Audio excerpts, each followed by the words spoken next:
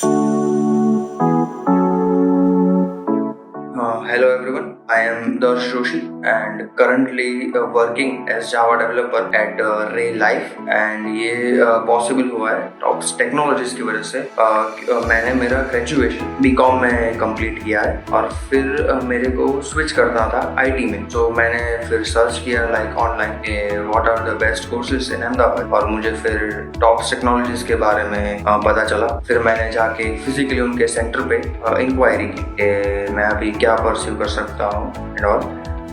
तो वहाँ पे काउंसलर्स बहुत ही अच्छे थे, उन्होंने सारे मेरे डाउट्स क्लियर करे, फिर सजेस्ट किया कि you can pursue Java course. तो मैंने फिर फाइनलाइज किया कि यस मैं जावा सीखूंगा। फिर जावा की फैकल्टीज भी सारी अच्छी थी, उन्होंने मुझे बहुत अच्छी तरीके से ट्रेन किया एंड सारा अप्रोच प्रैक्टिकल था, इजी था और मेरा जावा का नॉलेज बहुत ही इम्प्रूव हुआ। एंड ग्रेजुअली मैं ये स्टेज पे हूँ कि अभी currently as a Java developer work कर रहा हूँ रियल लाइफ कंपनी पे and it's all due to Tops Technologies. So once again thank you so much Tops Technologies for helping me out in my career.